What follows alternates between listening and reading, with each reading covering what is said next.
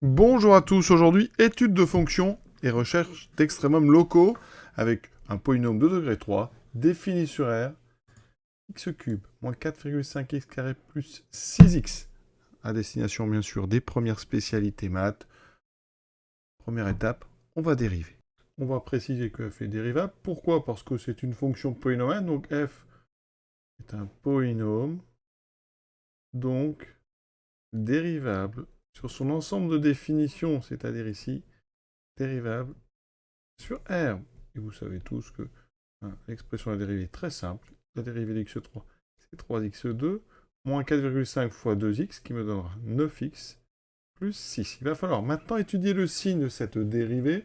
Et un premier conseil, toujours regarder les coefficients. Est-ce qu'on peut factoriser? Eh bien oui, on peut factoriser par 3. Ça me donnera x carré moins 3x plus 2. Il faut savoir que comment est-ce qu'on repère un extrémum local? Eh bien, il faut que votre dérivée s'annule en changeant de signe, en une valeur par exemple x0, et dans ce cas-là, l'image de ce x0, f de x0, sera un extrémum local. Donc on va aller dresser le tableau de variation de f, et on va regarder eh bien, à quel endroit est-ce que f' change de signe. Et on repérera comme ça sur la courbe des sommets locaux.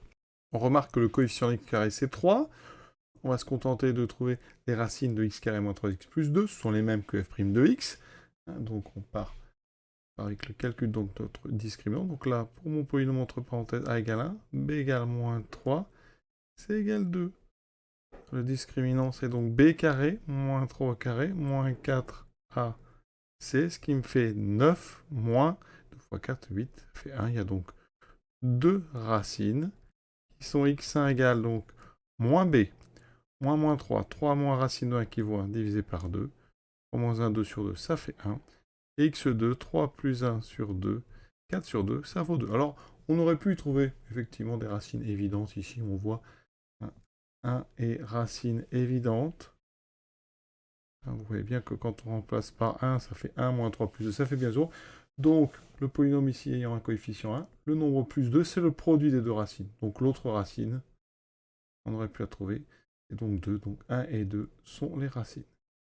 Ça, c'est pour ceux qui, parfois, voient plus vite les racines évidentes.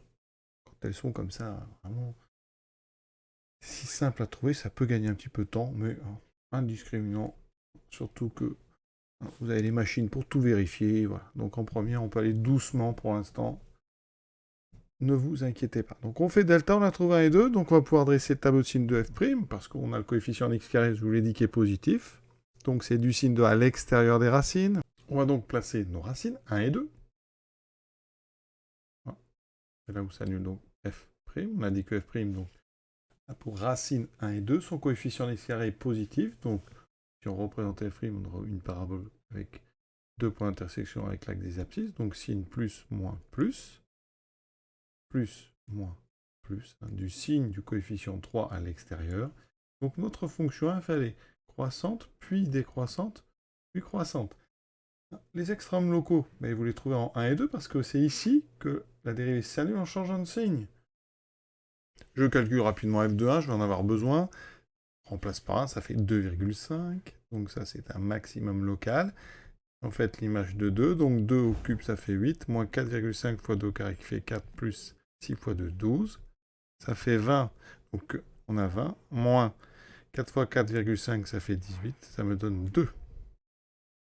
F' s'annule deux fois en changeant de signe, donc on a deux extrêmes locaux, un maximum ici, parce que la dérivée c'est plus 0 moins, donc ça c'est le signe d'un maximum local, en 1 qui est donc l'image de 1, donc ce maximum local c'est 2,5, et vous avez un minimum local ici, atteint pour x égale 2, et ce minimum local c'est l'image de 2, on a trouvé 2, vous voyez, donc on a bien répondu, deux extrémums locaux, 2,5 et 2, exercice terminé, donc pensez-y, un extrémum local, c'est un endroit où la dérivée s'annule en changeant de signe. Ça, c'est très important.